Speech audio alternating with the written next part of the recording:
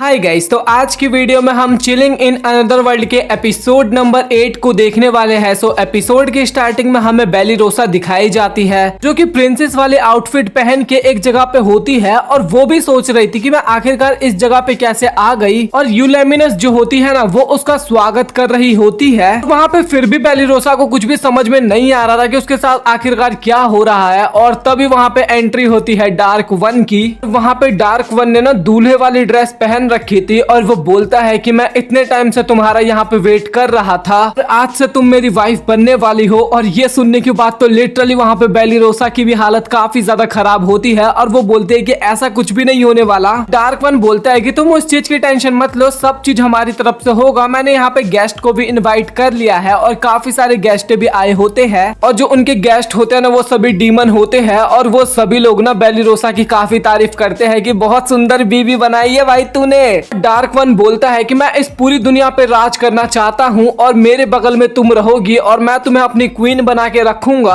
और वो दोनों काफी ज्यादा क्लोज आ जाते हैं, लेकिन तभी बेलिरोसा की आंखें खुलती है और तब हमें पता लगता है कि वो सपना देख रही थी और वो काफी ज्यादा डर चुकी होती है और वो प्रे करती है कि कभी भी मेरे को इस टाइप का सपना दोबारा से ना आए। और वो भाई रोने भी लगती है वहां पे और काफी चिल्लाने लगती है और उसके दोस्त और भी बोलते हैं कि भाई सो जाना, सपना ही तो था, इतना क्या डर रही है। फिर हमें सुबह का सीन दिखाया जाता है जहाँ पे फेनरिस और बेलिरोसा दोनों खाना बना रहे थे, बट बेलिरोसा के दिमाग में तो केवल वो सपने वाली बातें ही घूम रही थी। और तभी फेनरिस पूछती है कि आखिरकार तुम्हें कुछ हुआ है क्या। बेलिरोसा वहाँ पे बताती है कि मैंने एक सपना देखा है और लिटरली वो वाला सपना काफी ज्यादा बुरा था। और तभी बेलिरोसा बोलती है कि अच्छा हाँ, मुझे पता है कि तुमने किस चीज का सपना देखा होगा और तुम्हारे जो सपने होते हैं ना, वो तुम्हारी रियल वर्ल्ड से एकदम लिंक होते हैं। और ये सुनने के बाद बेलिरोसा वहाँ पे काफी डरती है और बोलती है कि नहीं, मैं ऐसा बिल्कुल भी नहीं चाहती। और तभी पीछे से बाकी की लड़कियां आती है और वो सभी बोलती है कि मुझे पक्का पता है कि ये डार्क वन के सपने देख रही होगी। और बेलिरोसा वहाँ पे बात को टालने की कोशिश करती है, लेकिन वो सभी लोग उस टॉपिक पे बात करने लगते हैं। और वो हमेशा बेलिरोसा से मिलने के लिए आता है और एक्टिंग तो करता है कि वो सर फिलो से मिलने के लिए आए हैं, बट वो हमेशा बेलिरोसा को ही देखते रहते हैं। तो क्या कहीं तुम उसको पसंद तो नहीं करने लग गई ना। और बेलिरोसा बोलते है कि नहीं, ऐसा कुछ भी नहीं है। और बेलिरोसा बोलती है कि अगर मुझे कभी भी मौका मिलेगा तो मैं तो उसको मार भी दूंगी और मैं उसको बिल्कुल भी पसंद नहीं करती, अपने दिमाग से निकाल दो ये सब बातें।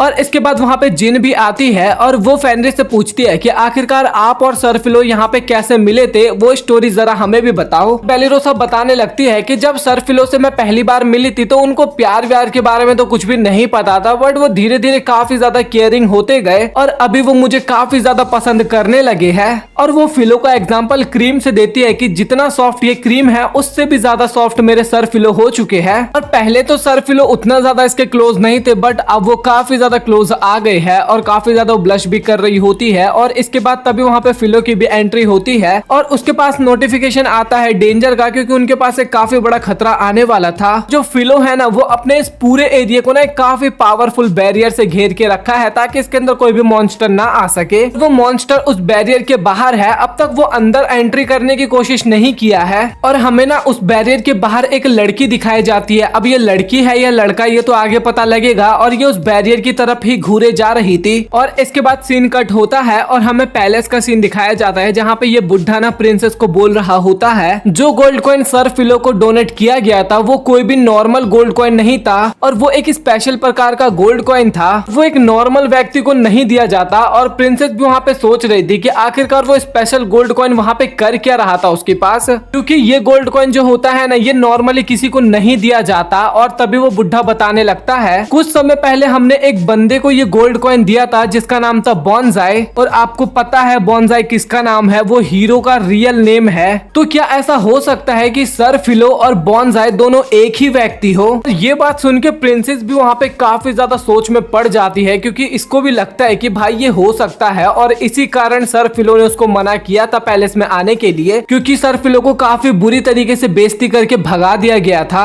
और इसके बाद तभी वहाँ पे एक सोल्जर आता है और वो बताता है कि जो वो हीरो था ना, वो अपनी जेल से भाग चुका है अपनी मेड को लेके। और अब तो क्वीन को भी समझ में आ चुका था कि जो सर फिलो है वो आखिरकार इनकी तरफ से लड़ना क्यों नहीं चाहता। और अब इसको पता चल चुका था कि बॉन्जाई और सर फिलो दोनों एक ही है। और ये डिसाइड करती है कि हम उनसे जाके माफी मांगेंगे, क्योंकि उनको हमारी बातों का काफी ज्यादा बुरा लगा होगा। और इसके बाद वो सभी को ऑर्डर देती है सर फिलो को ढूंढने का, साथ ही उस हीरो को भी ढूंढने का ऑर्डर देते हैं क्योंकि उसको दोबारा से कैद में भी तो डालना है ना। और इसके बाद सभी सोल्जर ना जंगल में हीरो को ढूंढने लगते हैं और हीरो तो अलग ही झाड़ियों में छुपा हुआ था अपनी मेड के साथ।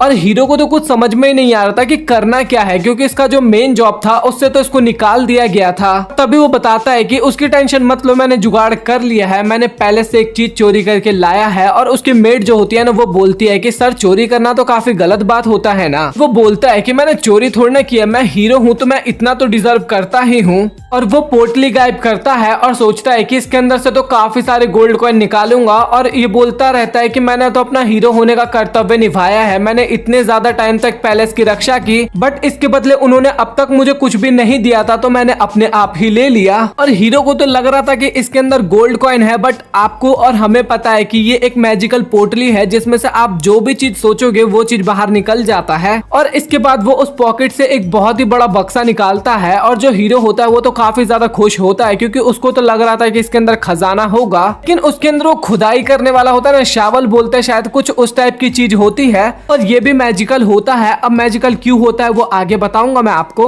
और तभी वहां पे अचानक से सोल्जर आ जाते हैं। जब वो लोग वहां पे देखते हैं ना तो वहां पे कोई भी नहीं होता क्योंकि वो शावल इतना ज्यादा पावरफुल था कि वो सेकंड भर में काफी बड़ा गड्ढा खोद देता था। और ये दोनों काफी ज्यादा खुश होते हैं क्योंकि इस शावल की वजह से ये दोनों काफी इजीली बच गए थे। फिर इसके बाद ये दोनों सोचते हैं कि हमने गड्ढा तो खोद दिया और हम इसके अंदर भी आ गए, बट हम बाहर कैसे निकलेंगे। और इसके बाद सीन कट होता है और हमें डार्क वन का सीन दिखाया जाता है जहाँ पे यूलेमिनस बोलती है कि आप सर फिलो को हमारी टीम में लाना ही क्यों चाहते हो। और वो बोलती है कि मुझे तो लगता है कि अब तक वो कहीं चले भी गए होंगे, बट डार्क वन बोलता है कि ऐसा नहीं है क्योंकि हमें पता है कि फिलो के पास काफी तगड़ी पावर है, लेकिन वो अभी तक अपने टेलीपोर्टेशन मैजिक का किंगडम से बाहर यूज नहीं किया है। और जहाँ का आपको पता ही ना हो या फिर आप कभी गए ही नहीं हो तो उस जगह पे आप टेलीपोर्ट भी बिल्कुल नहीं कर सकते। तभी यूलेमिनस बोलती है कि लेकिन वो तो प्यूरिफिकेशन मैजिक का भी यूज कर सकता है और हम सभी साथियों को काफी इजीली वो मार भी सकता है। उसके कारण हमारे काफी सारे साथी भी मारे जा सकते हैं। और इसके बाद डार्क वन जो होता है वो काफी गुस्से में खड़ा होता है और उसको गुस्सा देख के यूलेमिनस काफी ज्यादा डर जाती है और सोचती है कि मैंने कहीं कुछ गलत बोल दिया। अभी डार्क वन बोलता है कि हाँ तुमने सही कहा, हमें सर फिलो को ढूंढना तो है बट हमारे और भी कुछ काम है क्योंकि अभी हमारा युद्ध भी शुरू होने वाला है, हमें उसकी भी तैयारी करनी है। और वो यूलेमिनस की काफी ज्यादा तारीफ भी करता है और बोलता है कि अब तक तुमने काफी अच्छा काम किया, बट हमें फिलो की जरूरत है क्योंकि अगर फिलो हमारी टीम में हो जाएगा तो हमें किसी की भी जरूरत नहीं है, वो अकेले ही पूरी फौज को हरा सकता है।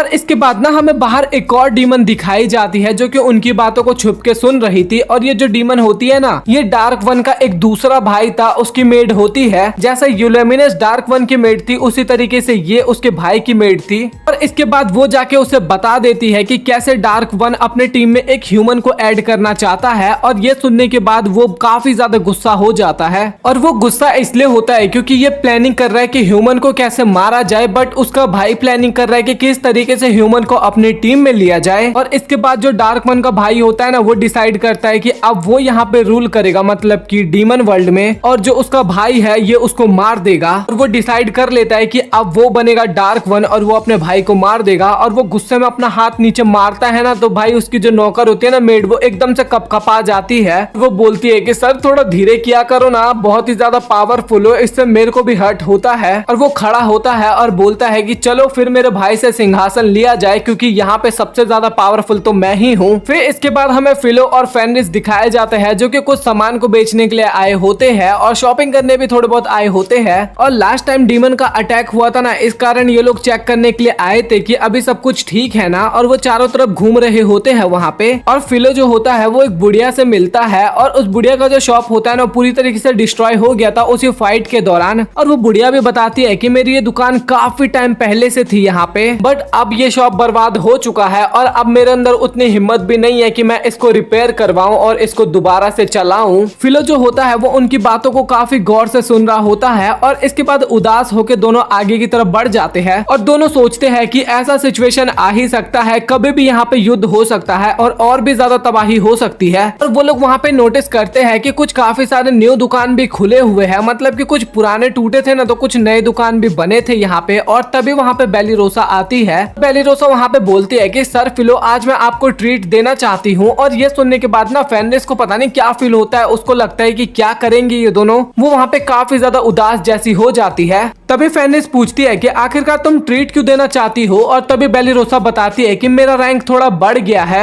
और इसी के साथ मेरी इनकम भी काफी ज्यादा बढ़ गई है, तो इसी रीजन के वजह से मैं ट्रीट देना चाहती हूँ। और वो बोलती है कि आप हमारे लिए इतना कुछ करती हो तो मैं आपको एक छोटा सा ट्रीट तो दे ही सकती हूँ। और वो काफी ज्यादा तारीफ करती है वहाँ पे उन दोनों की ही। तभी वहाँ पे अचानक से जिन आ जाती है, क्योंकि वहाँ पे एहसास होता है एक काफी पावरफुल मॉन्स्टर की, और वो एकदम फाइट के लिए रेडी भी हो जाती है, मतलब कि अपना मैजिक भी यूज करने लगती है। तभी हमें पता लगता है कि वो जो काफी पावरफुल डीमन था वो और कोई नहीं, डार्क वन होता है, जो कि अपने ह्यूमन फॉर्म में यहाँ पे फिलो से मिलने के लिए आया होता है। और इसके बाद ये सभी लोग रेस्टोरेंट में जाते हैं और वहाँ पे बातचीत भी करते हैं और खाना भी खाते हैं। और तभी फिलो पूछता है कि आखिरकार तुमने बैरियर के साथ कुछ किया है। और डार्क वन बोलता है कि नहीं, मैंने बैरियर के साथ कुछ भी नहीं किया। और वो बोलता है कि बेलिरोसा, मैं तुमसे कुछ बात करना चाहता हूँ। लेकिन बेलिरोसा तो वहाँ पे काफी ज्यादा डरती है डार्क वन से, और उसको अब तो एहसास भी होने लगता है कि जो मैंने सपना देखा कहीं वो सच तो नहीं होने वाला, और वो काफी ज्यादा डरने लगती है। तभी डार्क वन बोलता है कि हमारे वहाँ पे भी रेस्टोरेंट है, बट इस तरीके का खाना वहाँ पे नहीं मिलता। सच में इंसान काफी अच्छा खाना बनाते हैं। और फिलो बोलता है कि तुमने ये बात तो एकदम सही कही। और उसको फेनरिस की बात याद आती है, जब उसने फर्स्ट टाइम खाना बनाया था फिलो के लिए, तो वो एकदम कच्चा मीट ही ला के दे दी थी। और इसके बाद डार्क वन पूछता है कि क्या बेलिरोसा को खाना बनाना आता है। और वहाँ पे फेनिस बोलती है कि हाँ, बेलिरोसा काफी अच्छा पेस्ट्री बनाती है। और डार्क वन ये सुन के काफी खुश होता है और बोलता है कि ये तो बहुत बढ़िया बात है, वैसे तुम मेरे से बात क्यों नहीं कर रही। और मुझे पता है कि तुम मुझसे क्यों बात नहीं कर रही, क्योंकि तुम एक नाइट हो और मैं एक डीमन हूँ, और कभी भी नाइट और डीमन कभी भी दोस्त नहीं होते, वो एक दूसरे के दुश्मन होते हैं। और तभी वहाँ पे बेलिरोसा काफी गुस्से में बोलती है कि तुम्हें ये पता है कि तुम डीमंस की वजह से काफी सारे ह्यूमंस की जान चली गई है। और डीमन भी वहाँ पे बोलता है कि तुमने भी सही कहा, क्योंकि इंसानों की वजह से भी काफी सारे डीमंस की जान गई है। और वहाँ पे फिलो को तो कुछ भी समझ में नहीं आ रहा था कि आखिरकार ये हो क्या रहा है। ह्यूमंस भी मर रहे हैं, डीमंस भी मर रहे हैं, दोनों लड़ना भी चाहते हैं बट दोनों नहीं भी लड़ना चाहते हैं। और तभी जिन जो होती है ना, वो बताने लगती है कि पहले के टाइम पे काफी सारे ह्यूमंस भी हुआ करते थे और काफी सारे डीमंस भी हुआ करते थे, और डीमंस वहाँ पे अपनी पावर को सरपास कर गए और उनको पता चल गया कि अपनी पावर को किस तरीके से यूज करना चाहिए। और काफी सारे डीमंस होते हैं जिनके अंदर से एक पॉइजनस गैस निकलता है, और वो ह्यूमन के लिए काफी ज्यादा हार्मफुल होता है।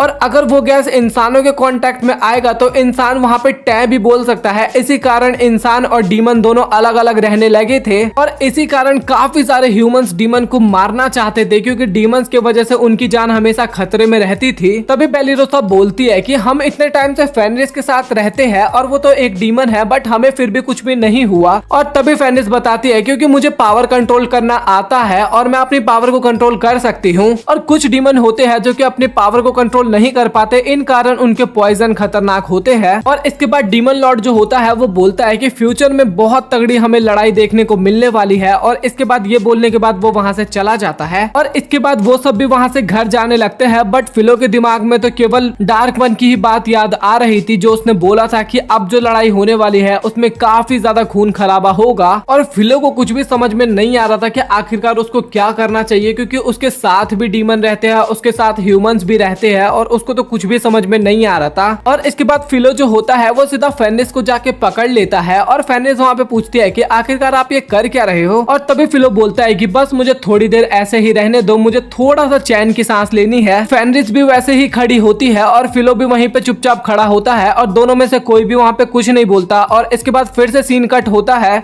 और हमें हीरो का सीन दिखाया जाता है, जो कि उस गड्ढे में से ऊपर निकलने की कोशिश कर रहे थे। और इसके बाद मेड तो ऊपर चढ़ जाती है, बट हमारा हीरो जो होता है ना, वो मेड की बैग देख के एकदम से लड़खड़ा जाता है, और तभी वो नीचे फिर से गिर जाता है। और इसी के साथ ये एपिसोड होता है खत्म। सो गाइज, आप लोग कमेंट सेक्शन में बताओ कि आपको चिलिंग इन अनदर वर्ल्ड का एपिसोड नंबर 8 कैसा लगा। और एक गुड न्यूज है, मैं आप सभी के लिए एक न्यू एनिमे इस चैनल पे एक्सप्लेन करने वाला हूं, तो किसी को सजेशन देना है तो आप लोग कमेंट सेक्शन में दे सकते हो। कोई पुराना एनिमे भी चलेगा, 2023-2022 तक का एनिमे चलेगा, आप सजेशन देना चाहते हो तो दे सकते हो। मैं वो कल या परसों से ही एनिमे स्टार्ट कर दूंगा। तो भाई बहुत सारे एनिमे के नाम आने चाहिए कमेंट सेक्शन में, क्योंकि मैं नहीं चाहता कि मैं फिर से अपना ही कोई पसंदीदा एनिमे स्टार्ट कर दूं। तो आप लोग भी कुछ सजेशन दो और आप लोगों को ये वीडियो कैसा लगा कमेंट सेक्शन में बताना। और एक चीज और बताना कि क्या मैं चिलिंग इन अनदर वर्ल्ड की ही तरह एक और एनिमे स्टार्ट कर दूं, या फिर आप भी कुछ बता सकते हो, उसमें कोई बड़ी बात नहीं है। तो बताना जरूर। मिलता है अगली वीडियो में, तब तक के लिए गुड बाय।